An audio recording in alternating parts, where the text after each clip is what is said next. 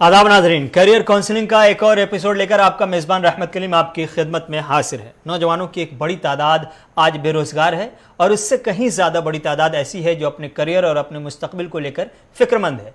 मौजूदा सूरत हाल में अपना करियर बनाना और इसके लिए ख्वाब देखना भी परेशानी का बाइस बना हुआ है।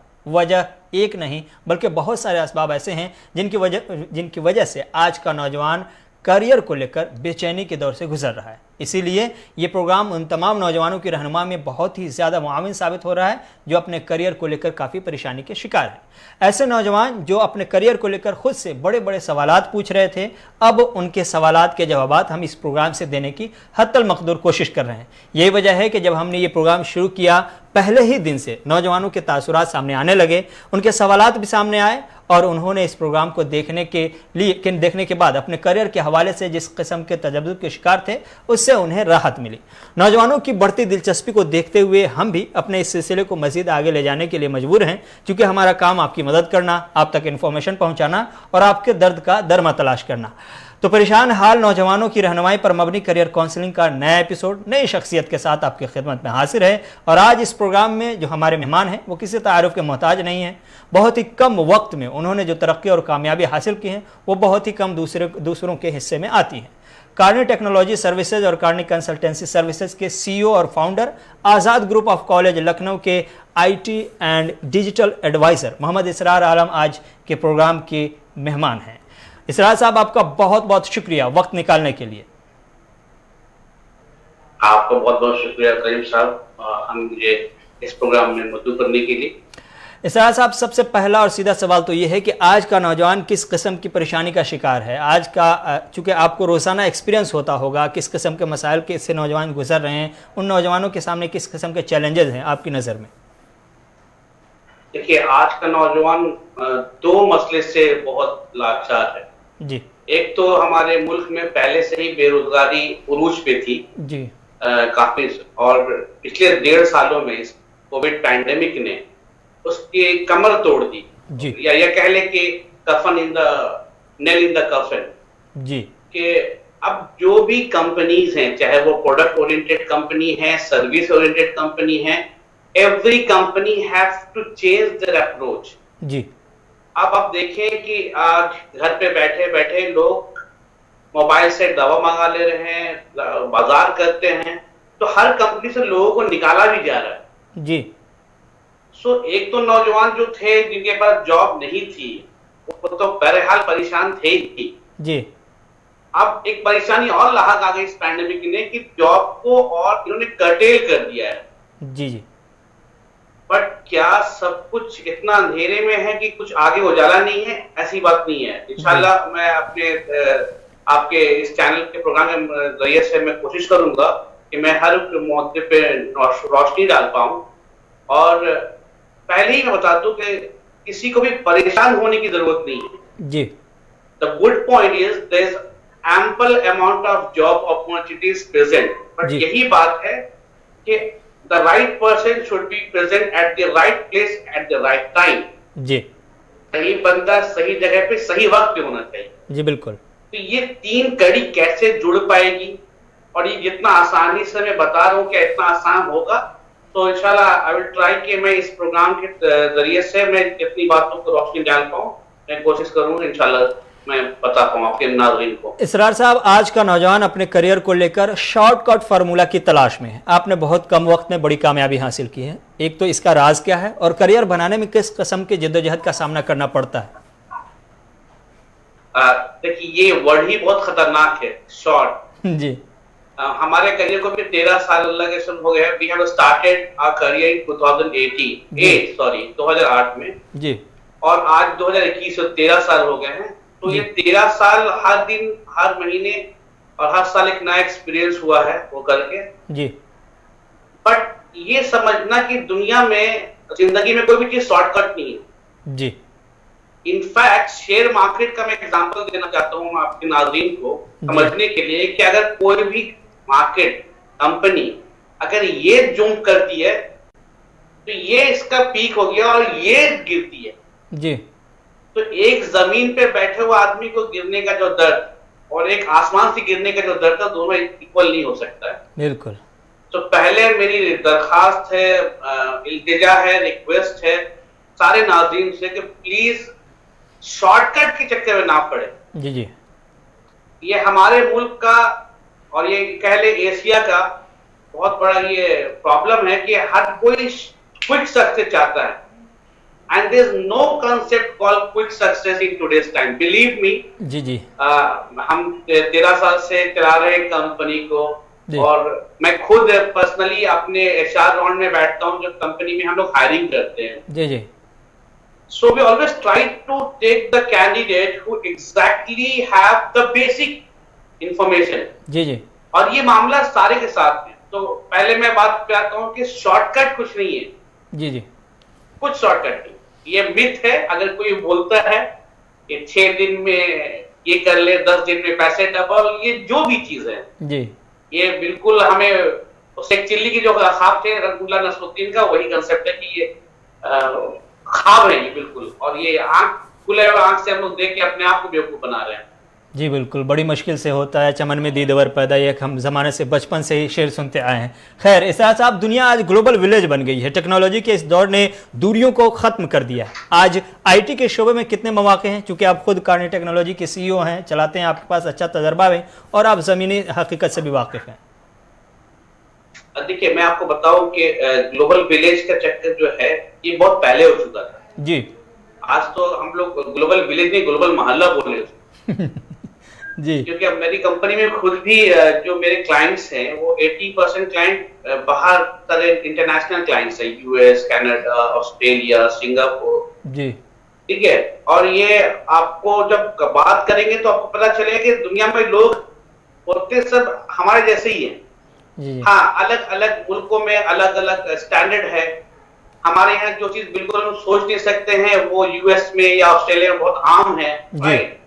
सो आईटी में ही नहीं, अभी हर एक सेक्टर में जॉब है। मैंने पहले बताया कि मैं बता रहा हूँ कि जॉब है कहाँ। जी जी। हर एक सेक्टर में जॉब है, चाहे वो आप मैन्युफैक्चरिंग पे लें, चाहे वो सर्विस इंडस्ट्री पे लें, चाहे एजुकेशन इंडस्ट्री पे लें, है जी। बट क्या वो जॉब सीकर उसके रिक्वायरमेंट को फुलफिल कर पा रहा है? जी। ये क्वेश्चन मुझे अपने आप से पूछना जब मैं जॉब के लिए बैठूंगा तब। जी, लेकिन ऐसे में इसरार से क्या मैं एक हाँ जी, लेकिन ऐसे में एक चीज़ जो मुझे समझ में आ रही है कि आज जो मार्केट में चल रहा है, जो रुझान है, कंपनियां आमतौर से उन लोगों को तरजीह देती है जिनके पास एक्सपीरियंस होता है। प्रैक्टिकल चीज़ों को ज़्यादा प्रीफर किया जा रहा है, थ्योरेटिकल को बहुत ही कम। जिनके पास बड़ी बड़ी डिग्रियां हैं उन्हें बहुत कम मौके मिलते हैं। इसलिए लोग आजकल समझ रहे हैं कि आप सीधे प्रैक्टिकल के मैदान में उतर जाओ, इससे पहले कि आप 4 साल 3 साल ग्रेजुएशन, डिप्लोमा और मास्टर में गुजारो, आपके पास बड़ी डिग्रियां हैं। आज डिग्रियों की अहमियत क्या कम हो गई है? लोग प्रैक्टिकल पर ज़्यादा फोकस करने लगे हैं, एक्सपीरियंस पे? नहीं, ये बहुत ही अच्छा क्वेश्चन आपने पूछा है जी, और इसका आंसर बड़ा मुझे तफसील में देना होगा। दीजिए।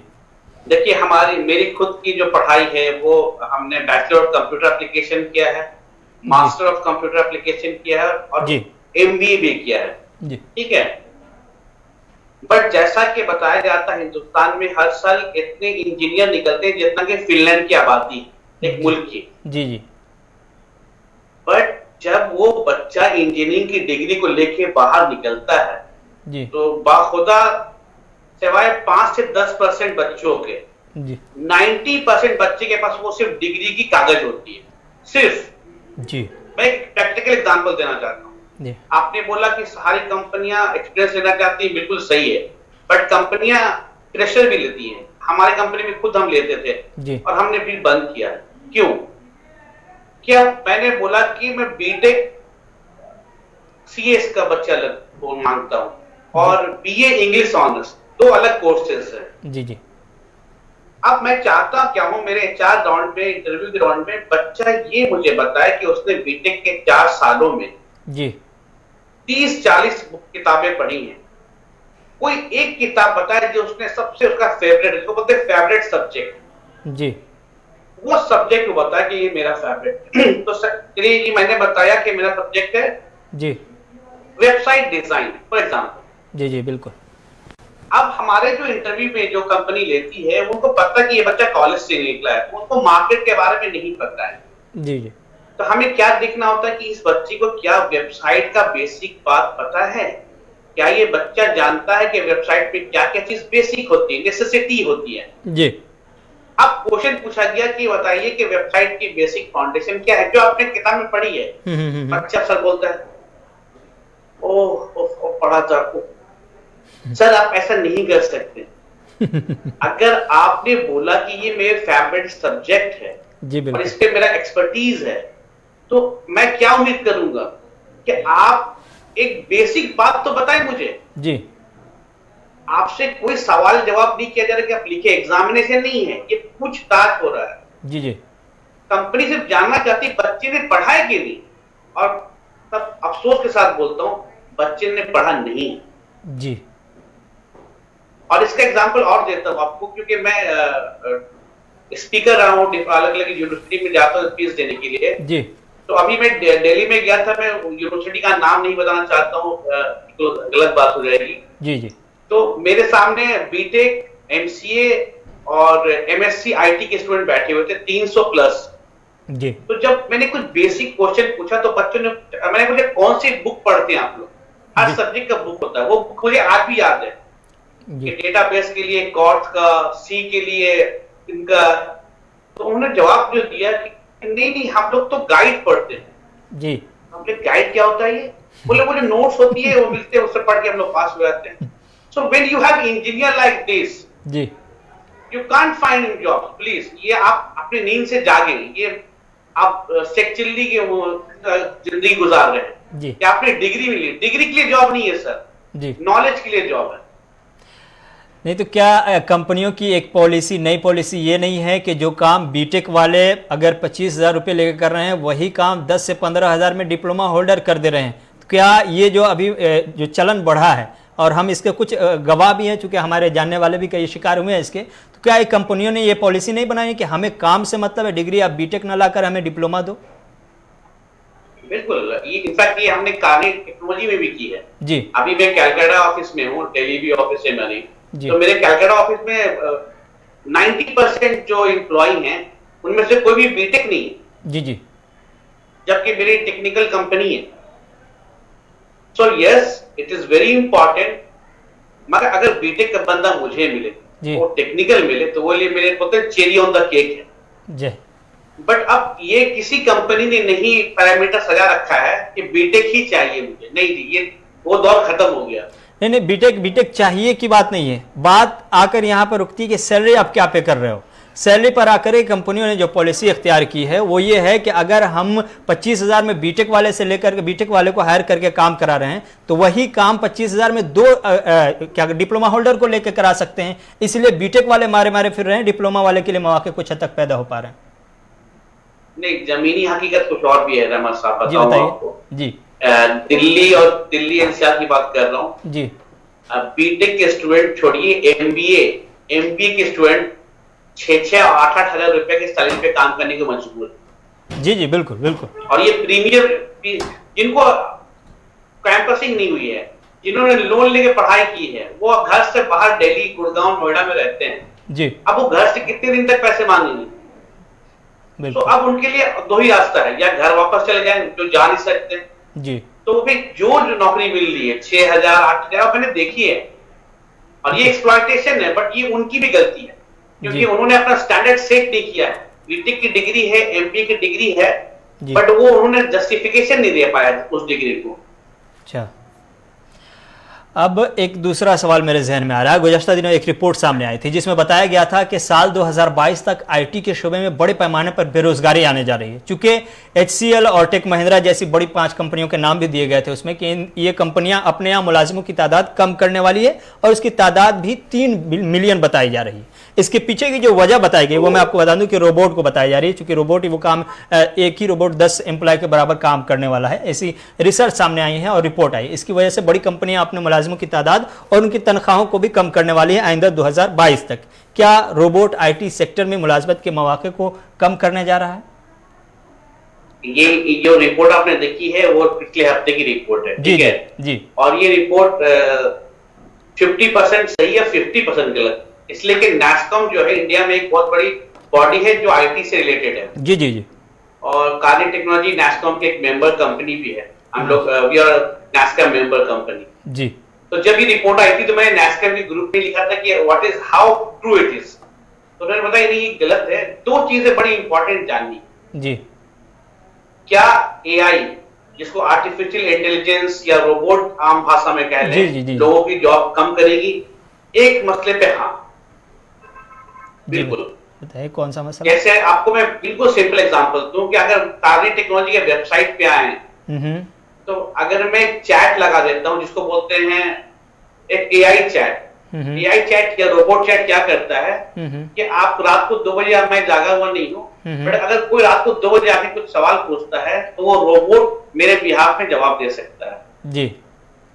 ठीक है, वो उसका हम लोग बोलते हैं एआई चैटबॉट, चैटबॉट बोलते हैं। ठीक है, तो आपके सवाल का पहला आंसर क्या है जी? रोबोट या एआई जो लोगों काम को बहुत फास्ट कर रहा, बट क्या नौकरियां कम हो रही है? नहीं जी, नौकरियां बढ़ रही हैं। अच्छा। हाँ, कंपनियां बहुत से लोगों को निकालने वाली है और निकाल रही जी जी। अब ये क्यों होता है मैं बताऊं। बड़ी कंपनी, खासकर छोटी कंपनी नहीं, जब ये हायरिंग करते हैं कॉलेजों से तो 300, 500, 1000, 2000 करते हैं। ठीक है। और आईटी कंपनी में दो कंसेप्ट होती है। ओके। एक होता है टीम साइज, एक होता है बेंच स्ट्रेंथ। जिस तरह क्रिकेट में हम लोग बोलते हैं कि 15 प्लेयर का टीम अनाउंस हुआ, 11 खेलता है, 4 बेंच पे है। ठीक है जी। तो आईटी कंपनी जो इंटरनेशनल मल्टीनेशनल है वो अपने बेंच स्ट्रेंथ को बढ़ा के रखती है ताकि जब कोई प्रोजेक्ट बड़ा लिया जाए तो उनके पास इनफ मैन पावर हो।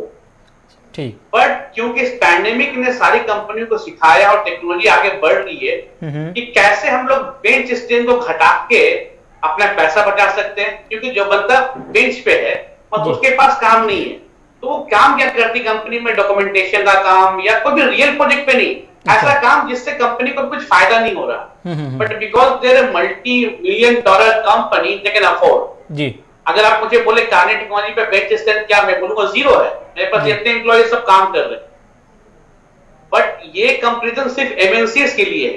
तो यस, जॉब जाने का मतलब कंपनियां बेंच स्ट्रेंथ कम कर रही है। बट कंपनीज हायरिंग बहुत, और एक अच्छी खबर दूं आपके नाज़रीन को जी। अगले 6 महीने से 8 महीने के अंदर हिंदुस्तान के अंदर आईटी कंपनी बहुत धूम से जॉब हायरिंग करने वाली है और ये अलग अलग प्रोफाइल के लिए होगा। अच्छा, अच्छी खबर। प्रोग्रामर्स के लिए नहीं होगा, ऐसा नहीं है, बहुत अलग अलग प्रोफाइल के लिए होगा। इसराज साहब, आपकी 2 कंपनियां इन दिनों चल रही है, कार्निक टेक्नोलॉजी और कार्निक कंसल्टेंसी सर्विसेज। क्या आप ये बताएंगे कि इन दोनों कंपनियों का दायरा क्या है, किस किस्म के काम यहाँ हो रहे हैं, कहाँ तक ये कंपनियां काम कर रही हैं? जी, तो मेरी पहली जो कंपनी कार्निक टेक्नोलॉजी सर्विसेज, ये 2008 में हम 3 दोस्तों ने खड़ी की थी। जब हम लोग 2008 में हमने अपने मास्टर डिग्री कंप्लीट हुआ and we got placement as a Java developer. So एक कॉलेज के टाइम से ये कोशिश थी, एक ख्वाब था कि अपनी कंपनी खोलनी है। और जब जावा डेवलपर मिल जाता है तो लोग और आसमान पे चले जाते हैं, क्योंकि we have got salary of 25,000+ सब कुछ रहा। So we started the salary company 2009 in Delhi. तो उस वक्त की कंपनी डिजिटल मार्केटिंग कंपनी थी जिसपे हम लोग 2 सर्विसेज चलाते थे।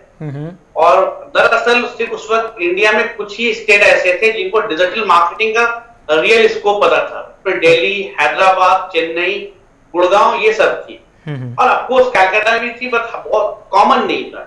अच्छा। बट आज 13 साल के बाद कार्निक टेक्नोलॉजी सर्विसेज एक full stack digital marketing agency है। अब ये डिजिटल मार्केटिंग एजेंसी होती क्या है? तो डिजिटल मार्केटिंग एजेंसी एक आईटी कंपनी की तरह होती है जो सॉफ्टवेयर नहीं बनाती। पहले बात तो ये क्लियर हो, सॉफ्टवेयर नहीं बनाती। ओके। डायरेक्टली कोई, उनका काम क्या होता है कि पूरे के पूरे एक कंपनी के लिए वेबसाइट बनाने से लेके उनको उनके रियल कस्टमर तक पहुंचाना। अब उस वेबसाइट बनाना जितना सिंपल है उतना सिंपल होता नहीं है। उनके डिजाइनिंग, उनके कंटेंट, उनका प्रमोशन, फिर हमारे यहाँ पे मार्केटिंग के अलग अलग सेगमेंट है। पेड सेगमेंट जिसको बोलते हैं, Facebook marketing, Google marketing, Instagram, YouTube.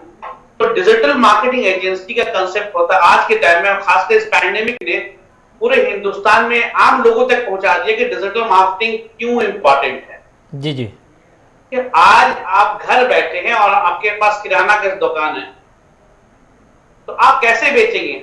Lockdown ने तो बंद कर रखा है, कर्फ्यू लगा रखी है।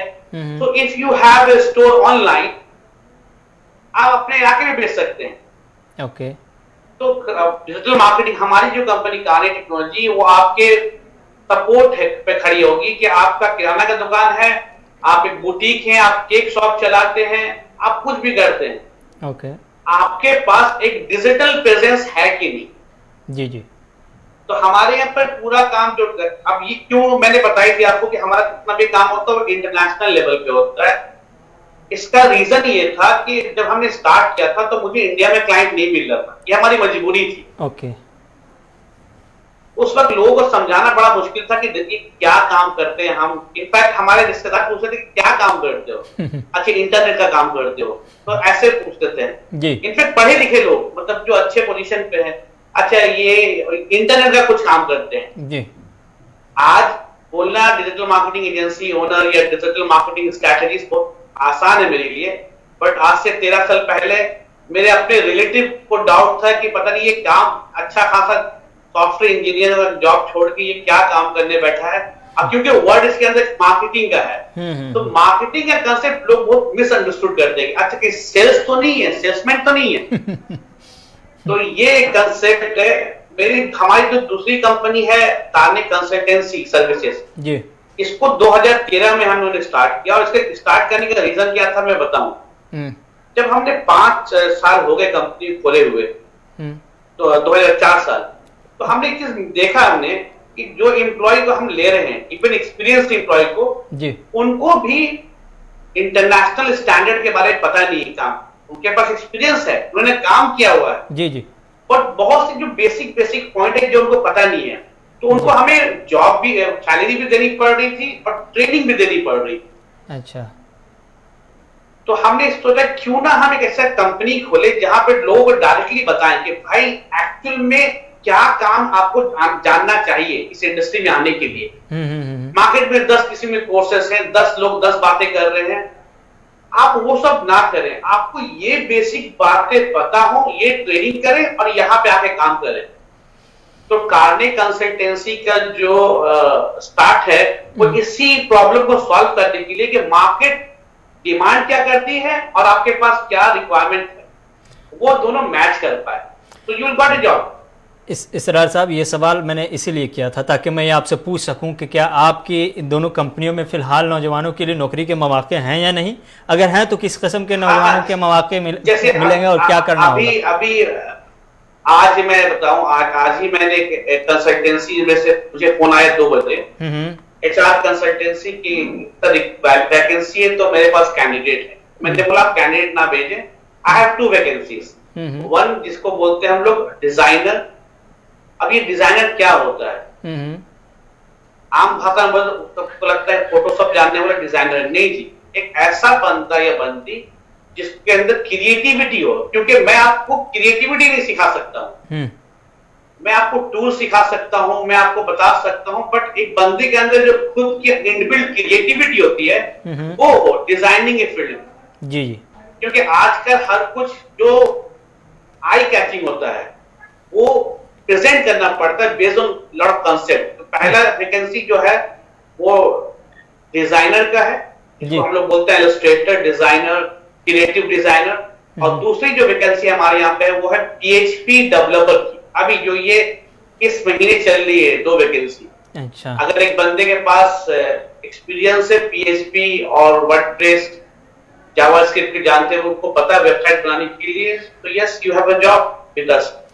ओके, चलिए एक इन्फॉर्मेशन आपकी तरफ से शायद किसी को काम आ जाए। कंसल्टेंसी की सर्विस भी आप फराहम कर रहे हैं। आजकल इसके नाम पर बहुत बड़े पैमाने पर फ्रॉड हो रहा है। एक तो फ्रॉड यही होता है कि पैसे ले लिए जाते हैं और फिर बाद में वो गायब हो जाता है। दूसरा ये कि सब कुछ हो जाने के बाद बाहर के मुल्कों में उन्हें भेजा जाता है किसी और नाम के लिए, किसी और काम के लिए, और वहां पहुंचने पर काम कुछ और करने पर मजबूर किया जाता है। इससे बचने का रास्ता क्या हो सकता है और इस फ्रॉड से कैसे बच पाना मुमकिन होगा?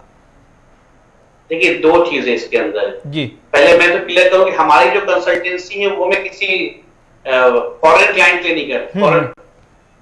हमारी कंसल्टेंसी जो है, जो बंदे को हमारे शहर में या इंडिया में मैसूर सिटी में, लाइक हैदराबाद, बैंगलोर, दिल्ली, पुणे, जो हैपनिंग सिटी है, उन पे अगर जॉब चाहिए और वो अगर एक्सपीरियंस है तो उनके लिए प्लेसमेंट सर्विसेज है। अच्छा। और वो मैं कैंडिडेट से नहीं लेते, वो उस कंपनी से हम पैसा लेते हैं, कैंडिडेट को पेमेंट नहीं करना जी। बट हमारा मेन फोकस जो है वो कार्ने कंसल्टेंसी में ट्रेनिंग पे है। ओके। जो बच्चे हमारे ट्रेनिंग के लिए आएंगे उनको ट्रेन करके उनको या तो हमारे यहाँ रखूं मैं, या उनको मार्केट में जो बड़ी कंपनी है उनको प्लेस करूंगा। बट मैंने ऐसे प्लेस, मैं उनको इंटरव्यू फ्राहम करूं। अच्छा। जॉब नहीं, जॉब तो क्रैक उसको करना है जी। इसरार साहब, कोई ना समझे कि हमारे यहाँ ट्रेनिंग करने का मतलब कि जॉब मिल गई, नहीं। चलिए इसरार साहब, कंसल्टेंसी से अब बाहर निकलकर डिजिटल प्लेटफॉर्म पर फिर से आते हैं। डिजिटल प्लेटफॉर्म पर एक नौजवान अपना करियर बना कैसे सकता है, क्या क्या ऑप्शन आपकी नजर में है? तो डिजिटल जो प्लेटफॉर्म है जी, वो आज के टाइम पे सबसे बूमिंग प्लेटफॉर्म में से एक है जी। उसमें जॉब के अलग अलग सेक्टर्स है जी। पहले तो ये समझ ली कि डिजिटल प्लेटफॉर्म को अगर मैं बांटू बड़े बड़े हिस्से में, तो 2, 3, 4 बड़े बड़े हिस्से हैं। एक हिस्सा होता है जिसमें लोग कंटेंट लिखते हैं, कंटेंट राइटर जिसको बोलते हैं, कंटेंट क्रिएटर, राइट। ये वो कर सकते हैं और ये लैंग्वेज बेस्ड हो सकता है जी। 80 to 90% इंग्लिश के लिए और 10 to 15% रीजनल लैंग्वेज के लिए जी। बट मैं बात करूं इंटरनेशनल और नेशनल लेवल पे इंग्लिश की ही ज्यादा कोशिश करें, तो those who have good basic English information in terms of पढ़ाई उनकी ठीक हो रखी है, जिनको रिटेन और कम्युनिकेशन दोनों अच्छी हो, अच्छा, वो इसमें एक करियर सोच सकते हैं। और मैं आपको बताऊं जी कि एक करियर कंटेंट राइटर की सैलरी 40, 50, 60 हजार रुपए है जी जी। ये रियलिटी बताता हूँ आपको जो अभी है जी। बट ये उनके लिए जिनका 5-6 साल का एक्सपीरियंस हो गया, फ्रेशर के लिए नहीं। अच्छा। दूसरा एक है जिनको डिजिटल मार्केटिंग में एसईओ बोलते हैं, गूगल पे एडवर्टीजमेंट करना आता हो, फेसबुक पे एडवर्टीजमेंट करना आता हो, जिसको बोलते हैं डिजिटल मार्केटर। अब डिजिटल मार्केटर में 2 मार्केटर होते हैं, एक पेड एडवर्टीजमेंट का स्पेशलिस्ट जिनको पता है कि कैसे लीड जनरेट किया जाता है, कैसे ई कॉमर्स साइट पे सेल्स जनरेट होता है। एक तीसरी साइट जॉब कैटेगरी होती है वेबसाइट डिजाइनर एंड डेवलपर, जो मैंने बताया आपको, राइट। सो अभी देखिए आप हिंदुस्तान में, तो अगर 10 जॉब वैकेंसी अभी आज के डेट पे है, उसमें से 6 या 7 डिजिटल मार्केटिंग एजेंसी में होगा। Okay okay. इसार साहब, ये एक और जी जी बताइए। इसमें एक राइडर ये है कि अभी हर दूसरी तीसरी कंपनी डिजिटल मार्केटिंग एजेंसी है, तो अगर मैं किसी फ्रेशर की बात कर रहा हूं, अगर कोई भी कंसल्टेंसी आपसे पैसे पहले मांगती है जॉब के लिए, please do not give any money, please. ये बहुत ही अहम बात है, क्योंकि आमतौर से ऐसी पैसे फंस जाते हैं, कंपनियां पैसे लेकर के भाग जाती हैं कंसल्टेंसी से मुतलिक। खैर इसार साहब, जो मैं इससे पहले सवाल कर रहा था, उस सवाल को डिजिटल मार्केटिंग के हवाले से और आसान करना चाहता हूं। एक शख्स अपनी वेबसाइट बनाता है, वेबसाइट किसी भी किस्म की हो सकती है, चाहे वो न्यूज़ बेस्ड हो या लिटरेचर बेस्ड हो। इस वेबसाइट के सहारे कैसे एक शख्स अपना रोजगार पैदा कर सकता है? देखिए, अगर सही बताऊं तो वेबसाइट की भी जरूरत नहीं है जी।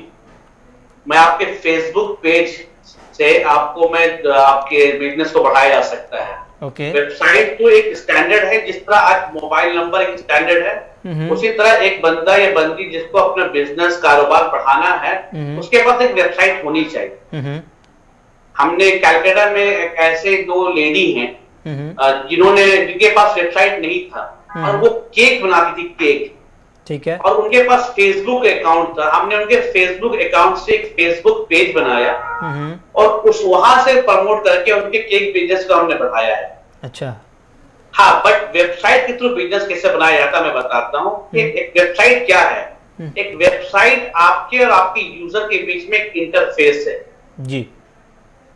मतलब आप कौन है वो आपके वेबसाइट पहचान है। इसलिए विजिटिंग कार्ड, ए डिटेल विजिटिंग कार्ड, कि आप क्या करते हैं और आप क्या ऑफर कर रहे हैं, जैसे आपकी बहन है, मेरी बहन है, वो पेंट बहुत अच्छा करती है, शीशे पे पेंट करती है। कल तक ये हम लोग घरों पे टांगते थे। आज क्या हो सकता है कि अगर वो बहुत टैलेंटेड है तो उनकी उस चीज को हम लोग इंस्टाग्राम के थ्रू अपने वेबसाइट पर लगाएं और लोगों को बोले कि if you want you can by this service.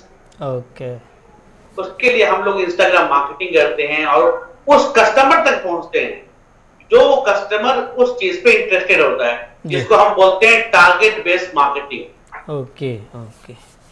बहुत बहुत शुक्रिया मोहम्मद इसरार साहब, आपने आज उन तमाम नौजवानों की बहुत अच्छे अंदाज में रहनुमाई की जो डिजिटल प्लेटफॉर्म पर अपना करियर बनाना चाहते हैं और जो मौजूदा वक्त में अपना कारोबार शुरू करने का ख्वाब देख रहे हैं। उम्मीद है आपकी तरफ से पेश किए गए कीमती मशवरे उन नौजवानों के काम आएंगे जो डिजिटल दुनिया में अपने करियर को लेकर फिक्रमंद है। इसरार साहब, आपका बहुत बहुत शुक्रिया। तो नाजरीन, इसी के साथ इस हफ्ते का ये खास एपिसोड ख़त्म हुआ चाहता है। उम्मीद है आपको ये एपिसोड पसंद आया होगा और आपकी कुछ हद तक रहनुमाई हुई होगी। पहले की तरह इस बार भी आप हमें अपने तासुरात से नवाजेंगे, हम ऐसी उम्मीद रखते हैं। फेसबुक यूट्यूब पर आप कमेंट करके अपनी राय और अपने सवालात हमें भेज सकते हैं। हम आपके सवालों का ज़रूर जवाब तलाश करने की कोशिश करेंगे और आपके लिए मज़ीद कुछ नया करेंगे। अपना बहुत सारा ख्याल रखिएगा। रहमत कलीम को इजाज़त दीजिए। खुदा हाफिज़।